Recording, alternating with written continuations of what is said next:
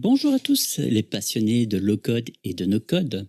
On se retrouve cette semaine donc pour parler à nouveau des bases de Coda, puisque nous avions commencé par la suppression et la récupération des documents. Cette semaine, nous allons donc passer à la création de notre premier document, puisqu'on avait créé le premier folders, le Coda et les bases. Donc on avait cliqué sur plus, create a shared folder, ce qui nous avait donné un dossier, et ce dossier, on lui avait attribué une icône. Évidemment, vous pouvez modifier l'icône, vous n'êtes pas tenu de garder celle qui est de base, vous pouvez mettre celle que vous voulez. Et moi, j'avais décidé, comme c'était sur le thème de Coda, évidemment, de garder celle-ci. Comment créer un document dans un dossier à partir de zéro? Donc, on fait new doc, tout simplement, et on fait create blank doc. Ça, c'est la méthode quand on veut commencer à partir de zéro. Si maintenant, vous auriez voulu importer, par exemple, votre Notion ou votre Obsidian, donc le Markdown, ou que sais-je, quoi d'autre, vous avez aussi la possibilité d'utiliser les templates et plein de choses. Donc, franchement, le choix, il y est. Vous avez la possibilité de faire ce que vous voulez, comme vous voulez, mais moi, je vais vous recommander, pour apprendre vraiment les bases, de commencer à partir d'un document vierge. Donc, on va prendre le document blank et on fait create. Donc, il va créer ce document, le temps qu'il le fasse. Voilà. Donc ici, on est devant le workspace principal d'un document. D'accord? Donc, quand vous créez un nouveau document, ce sera toujours comme ça qu'il apparaîtra. À gauche, vous avez les pages. Donc ça, c'est une page.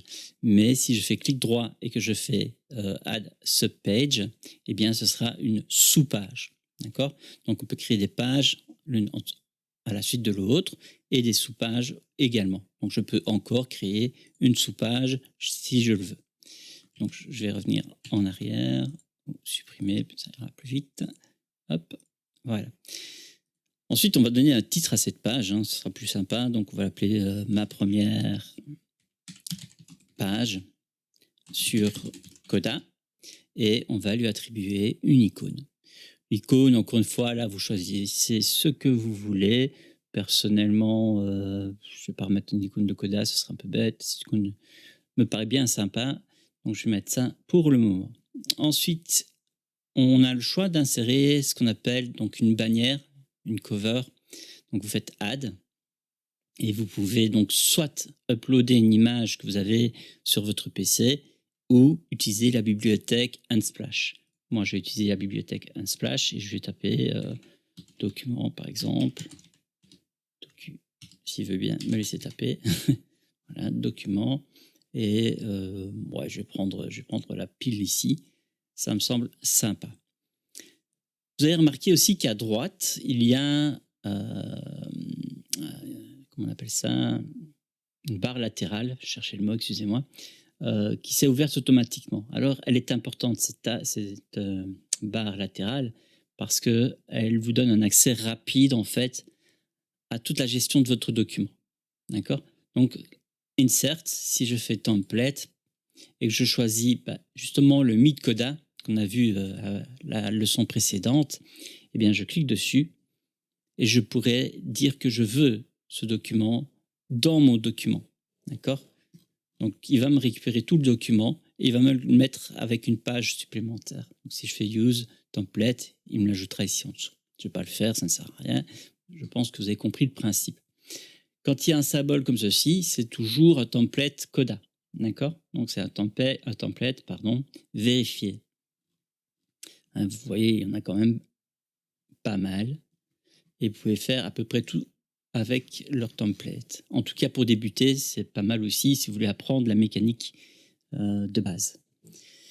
Vous avez les catégories.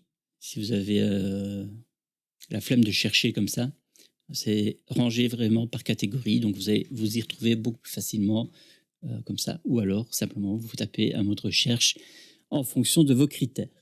Ça, c'est la première chose. Vous avez les textes et médias. Donc, vous pouvez mettre maintenant, c'est des call-outs, c'est nouveau. Ça, je vous en parlerai dans une autre vidéo. pouvez définir une structure de page à base de 3 colonnes. Donc, si je fais défiler ici, on voit que j'ai bien 1, 2 et 3 colonnes. Donc, je vais revenir en arrière, ce qui permet de mettre vraiment 3 colonnes bien fixes avec les mêmes dimensions. Les checklists, les lignes, les blocs codes, les pull codes, les codes, les links et ainsi de suite. Je pense que vous avez compris le principe. Hein. Dans les médias, vous avez donc les images, les embeds. Donc les embeds, c'est quand, par exemple, vous prenez une vidéo de YouTube et que vous voulez l'insérer, vous pouvez le faire avec un embed ou même avec certaines images parfois, une vidéo YouTube, un document Google Drive et ainsi de suite pour le reste aussi. Donc je reviens en arrière.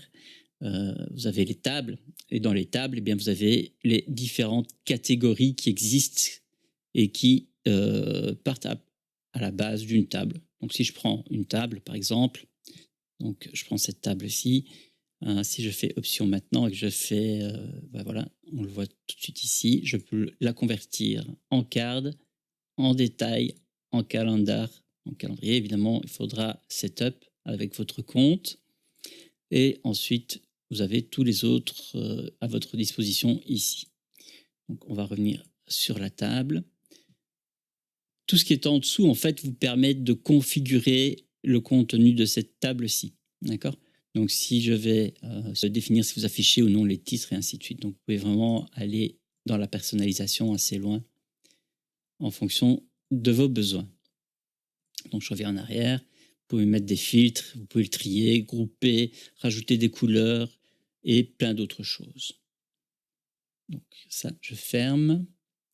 Dernière petite chose à laquelle je ne parle pas habituellement, vous pouvez télécharger aussi votre table au format CSV. Donc ça, c'est assez pratique aussi. Donc, si je retourne dans le insert et que je vais dans les tables, donc comme vous avez vu, hein, c'est tout ce que vous avez ici que je vous ai présenté juste avant. Donc, vous pouvez aussi importer un calendrier directement.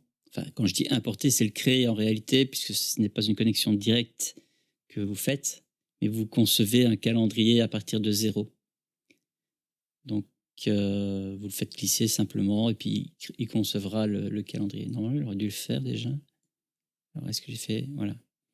Donc, on va faire un calendrier à partir de 0. On va laisser ça comme nom. Et donc, vous avez, avec le jour mis en évidence, le calendrier en question. Il vous suffit de faire clic droit et créer un événement. Et ça ajoutera donc dans votre calendrier. L'avantage de faire comme ça, c'est que vous pouvez aussi faire une vue de ce calendrier. Donc, si je supprime la table ici, par exemple, et que je fais... je pense que je peux même le faire directement ici depuis peu. Ouais, donc je crée une vue en fait directement en dessous. Et cette vue, je vais donc aller dans Options et je vais mettre qu'elle sera en format table. Et donc, chaque fois que je vais rajouter un événement, je vais créer un événement ici. On va l'appeler mes débuts. Excusez-moi, avec le micro devant moi, c'est pas facile. Donc, mes débuts sur Coda. Alors, vous avez la date de départ, donc c'est aujourd'hui avec 1 heure. Donc, là, évidemment, on changera le format de l'heure plus tard. On va mettre, je sais pas moi, 19 heures. On va dire que ça dure 30 minutes. Ouais, 30 minutes, c'est pas mal. Et une description. Je débute sur Coda. Et ensuite, je n'ai plus qu'à fermer. Et voilà. Donc, tout ça, c'est bien ajouté dans la vue calendrier. Alors, évidemment, ici, vous pouvez renommer. Hein. Vous pouvez enlever vue calendrier et mettre, je sais pas moi, résumé. Voilà, résumé du calendrier. Hop. Voilà. Comme ça, vous avez quelque chose de plus parlant. Vous n'êtes pas obligé de le garder sur cette page hein, avec le calendrier. Vous pourriez très bien créer une subpage et ensuite revenir dessus, le prendre et le faire glisser sur l'autre page. Voilà. Et renommer cette page mon résumé de la semaine, par exemple. Et encore une fois, vous ajoutez une icône comme vous voulez. Si je peux peut-être mettre quelque chose de plus en rapport que ça. Calendar, et on va prendre celui-là par défaut. Ajouter un cover si vous voulez. Ça, c'est à vous de voir. Je pense qu'il y en a aussi de toute façon des calendars sur Unsplash. Voilà, prenez un calendrier comme ceci et ce sera déjà beaucoup plus agréable. Donc je reviens sur la page principale. Alors ici vous voyez un genre de bouton. Donc c'est la subpage en fait qui est ici, qui s'est ajoutée. Alors moi je suis pas fan de base parce que je préfère utiliser des boutons quand j'en ai besoin. Si je dois aller directement à une sous-page, ben, j'aurai une page dashboard qui m'amènera là où je veux aller. Donc, en général, ça dépend ce que je fais, mais soit je le mets en large, dans ce cas-là, c'est assez sympa, mais c'est pas plus de 6. À mon sens, 6, c'est le maximum pour que ça reste esthétique. Mais en général, je hide directement. J'ai pas besoin d'un raccourci directement, puisque ceci, on y va assez facilement aussi. Donc, on peut créer des raccourcis à base de boutons, créer une table qui contient toutes les tables avec les pages, et ainsi de suite. Donc voilà, alors j'en étais où? J'en étais dans les packs. Alors les packs, ce sont ces petits plugins, si vous voulez, en quelque sorte. Donc vous pouvez greffer à votre document. Par exemple, si vous voulez avoir votre boîte Gmail intégrée à votre document, eh bien, il suffit de faire glisser Gmail ici. Alors, est-ce que je l'ai bien fait? Oui, non, tu fais pas? Ah oui, faut que je l'adapte au doc, pardon, excusez-moi. J'oublie que celui-là, il faut le sélectionner. Et ensuite, donc, vous voyez à quoi ça ressemble. Vous avez la description de ce qu'il s'y peut faire. Et ça, c'est bien fait. Donc, vous avez toutes les informations sur sa sécurité et les versions qui sont sorties avec. Donc, vous faites Add to Doc. Et évidemment, il va vous demander de signer avec Coda French, autorisé, dans mon cas en tout cas, puisque vous, ce ne sera pas ça. Et puis, vous mettez... alors, je vais mettre Only. Et voilà. Et à partir de là, je n'aurai plus qu'à, par exemple, sélectionner un message comme ceci. Hop. Et je n'aurai plus qu'à synchroniser, mais je ne vais pas le faire sinon vous allez voir tous mes mails, synchroniser les informations. Mais vous retrouvez tout ce qui est settings, donc synchronisation, ici à droite. Vous avez les settings, vous pouvez sélectionner ce que vous avez besoin et ainsi de suite. D'accord? Donc moi, je n'ai pas besoin de le faire pour le moment. Donc je vais revenir en arrière, supprimer ça, et voilà. Ensuite, qu'est-ce qu'on a d'autre? Donc les packs, il y en a énormément. Il y en a pour tous les goûts. Il y en a même pour les cross-docs, donc qui permettent de faire un contact avec un autre document qui se situerait ailleurs sur votre workspace principal. Vous avez le calendar, la texte, Google Translate, Slack si vous voulez, Spotify. Enfin, il y en a tellement que franchement, il y a tout ce qu'il faut, quoi. Et si vous ne trouviez pas ce dont vous avez besoin, on peut concevoir, comme je l'avais expliqué, son pack soi-même.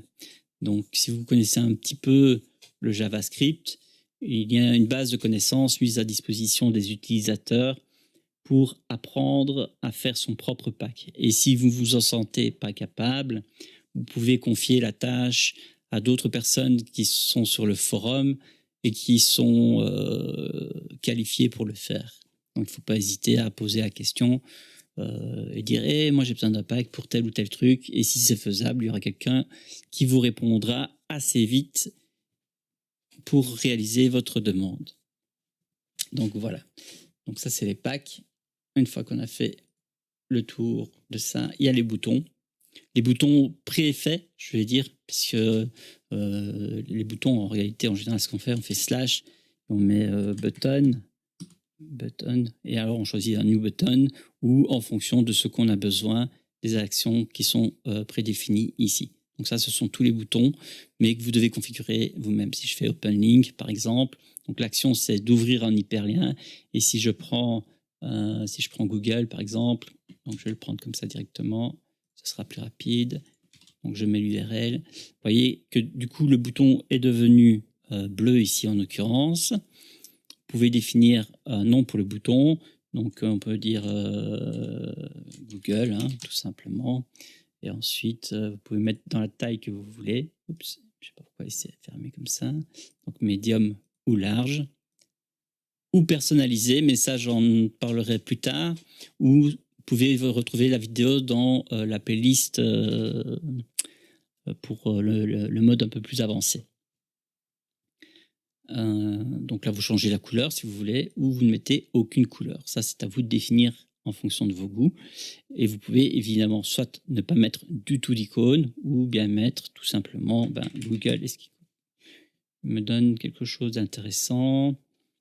Ouais, on pourrait mettre Google Chrome éventuellement. OK. Et donc, si je clique dessus, il m'ouvre bien la page Google en question. Voilà. Donc ça, c'est pour les boutons et ça fonctionne de la même façon avec n'importe quel autre bouton ici dans la barre à droite. Hein. C'est exactement la même chose que ce que j'ai fait juste ici avant. Donc on revient en arrière. Vous pouvez faire de l'importation de documents. Donc Google, Excel, Notion, CSV, Markdown, Confluence et Trello, du moins pour le moment. Il y en a d'autres qui sont en train d'arriver. Vous avez donc les settings du document en question, donc de tout le document. Hein. Donc vous avez tout ce qui est restriction de la page et du document qui fonctionne en fonction du plan que vous avez. Par exemple, la gestion des pages, du contrôle de page ne se fait qu'à partir du plan team. D'accord? Donc vous n'avez aucune interaction avec cette partie ici tant que vous n'êtes pas en team. D'accord? Ça, il faut bien en être conscient. Parce que si vous le prenez pour pouvoir gérer l'accès aux pages, il vous le faut absolument. Ensuite, qu'est-ce qu'on a? Donc les pages options. Donc ici, vous pouvez mettre le sous-titre, l'auteur, la dernière édition, pardon. Donc ici, la dernière fois que ça a été édité, ça a été par moi il y a 1 minute. Vous avez le outline, donc les petits raccourcis là qui se mettent ici en haut à droite. Donc là, on a le calendar qui va donc venir ici. Et ça fonctionne par niveau de titre. D'accord? Donc H1, H2, H3 et ainsi de suite. Moi, je désactive. Et vous pouvez ou non afficher. Donc si je veux réafficher ma sous-page que j'avais masquée tout à l'heure, je peux tout à fait le faire ici dans les options en question. Le full control, c'est ce que je disais tout à l'heure. Hein, donc les settings qui permettent de donner les accès. Donc on ne change rien ici pour le moment. Et dans tout ce qui est mise en page, je vais dire, vous avez donc le standard pour la police d'écriture ou le serif. Ça, c'est une question de goût. Et le font ou le large en fonction de votre écran. Moi, j'ai un écran large de 32 pouces, donc je reste en standard. Et en ce qui concerne l'alignement, je préfère rester sur le standard de base et changer sur wide par la suite plutôt que de passer par auto, parce que le problème de auto, c'est qu'il a tendance à couper trop tôt. Que ce soit les calendriers, par exemple, des fois, ils sont tout écrasés, alors qu'ils ne devraient pas l'être. Les tables, par exemple, aussi, qui sont coupées de manière bizarre parfois, etc. etc. Et puis, donc, le mettre en wide, ça permet de dire, voilà, moi, je suis sûr que je ne vais l'utiliser de toute façon que sur PC, pas sur mobile. Eh bien, je veux absolument que ce soit en wide et pas en standard. Par contre, si vous voulez un profil mobile, friendly, comme on dit, restez sur le mode standard. C'est celui qui marche le mieux. Et dans les notifications, vous pouvez avoir des notifications dans votre document. Et c'est une petite bulle ici qui affichera donc les commentaires en question. D'accord? Vous aurez un petit commentaire qui s'affichera là et vous aurez un petit plus avec la photo de la personne s'il en a mis une, donc l'icône comme la mienne ici par exemple, et vous n'aurez plus qu'à cliquer dessus pour afficher son commentaire. D'accord? Vous pouvez faire des suggestions aussi maintenant sur les changements que vous auriez fait sur le document. Ça, c'est génial. Et vous pouvez collapse, expand ou cacher en fonction de ce que vous avez besoin. La région, là, ne vous trompez pas parce que en fonction d'où vous êtes, si vous êtes en Europe, n'oubliez pas de mettre la time zone en fonction de votre localité. Donc, si vous êtes à Paris ou à Bruxelles, moi je suis en Belgique, là je fais convert time. Donc, je convertis le document au format Europe-Bruxelles pour avoir la bonne time zone. Par contre, il me localise toujours à Paris, je ne sais pas pourquoi, c'est étrange. Et puis le premier jour de la semaine, évidemment, ce sera le lundi chez nous. Donc n'oubliez pas de le changer également. Ensuite, nous avons la dernière petite chose intéressante. Quand votre document est terminé, vous pouvez le partager. Donc, vous pouvez le partager par mail en définissant son droit d'accès. Donc, son droit d'accès, c'est qu'est-ce qu'il a le droit de faire avec ce document, avec ce lien. Soit il n'a aucun accès, soit juste un accès de visibilité, donc il peut voir le document, soit il peut juste commenter le document, soit il peut l'éditer, ou alors il n'a vraiment aucun accès. Ça, c'est à vous de le définir au moment où vous faites le partage en question. D'accord ? Vous pouvez le embed. Donc, le embed, c'est faire un peu review en fait. Quand vous allez sur le forum et que vous avez un problème, c'est comme ça qu'il faut procéder. Donc, vous allez dans le share ici, donc embed, et vous prenez donc tout ceci, comme ceci, ou bien copie, ça marche de la même façon, c'est pareil, et vous expliquez votre problème en mettant le lien ici en question pour dire « Ah, moi, j'arrive pas à faire tel ou tel truc, c'est quoi le problème, est-ce que vous pouvez m'aider, etc., etc. » Vous pouvez changer les valeurs de hauteur et de largeur. D'accord ? Et vous pouvez aussi cacher, si vous voulez pas qu'ils voient toutes les pages sur le côté, vous pouvez les cacher ici. Vous avez également la possibilité, quand vous avez terminé et que votre document est fini, de le publier. D'accord ? Donc ici, pour le moment, là, je ne pourrais pas parce que apparemment le nom n'est pas valide. Je ne sais pas pourquoi. Alors, je n'ai pas 50 caractères, d'accord ? Enfin bref, donc ce sera de toute façon ici qu'il faudra venir pour créer votre profil de publication et publier comme une page web, en fait, comme un site web. Vous aurez vraiment un menu ici avec toutes vos pages et vous n'aurez plus qu'à naviguer tout naturellement comme vous le feriez avec un site web. Dernier petit détail sur les pages et le partage, vous avez la possibilité de vous faire aider également par le support Coda directement. Et dans ce cas, si on vous demande de l'activer, ce sera donc, comme je l'ai montré ici, là, sur les petites barres qu'on voit ici, vous devez cocher absolument ceci. Sinon, ils n'ont pas accès à votre document. D'accord ? Voilà.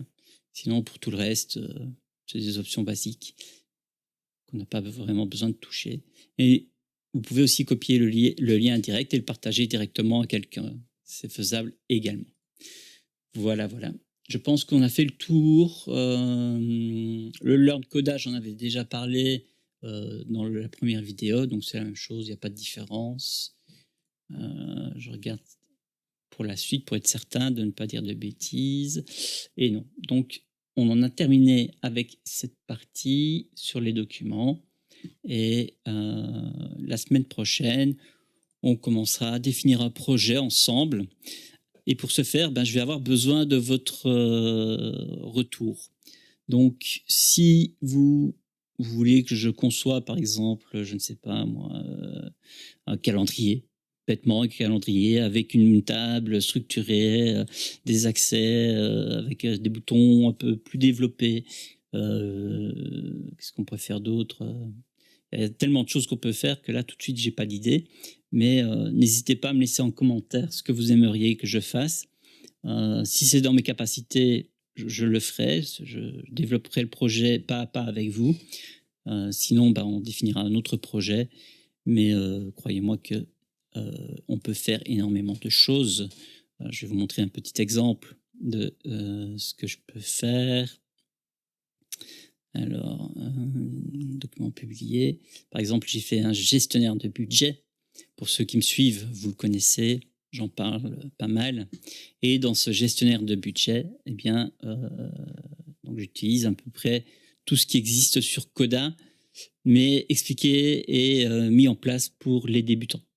Donc, pour faciliter la tâche à l'utilisation de ce document, pour que les gens ne soient pas perdus une fois qu'ils ont le template entre les mains. Et si vous cliquez sur Coda French ici, évidemment, bah, ça amène sur ma page Coda French sur YouTube directement. Donc n'hésitez pas d'ailleurs à vous abonner. D'ailleurs, pour le moment, je viens de gagner un abonné, je suis content. Nous sommes 65, merci. Donc vous avez les playlists ici. Donc vous voyez qu'il y a 2 playlists. Ça, c'est celle pour les plus avancés, on va dire. Et celle-ci, c'est vraiment pour les bases de Coda. Ceux qui ne connaissent absolument rien à Coda et qui aimeraient découvrir à leur aise le fonctionnement de celui-ci. Donc voilà.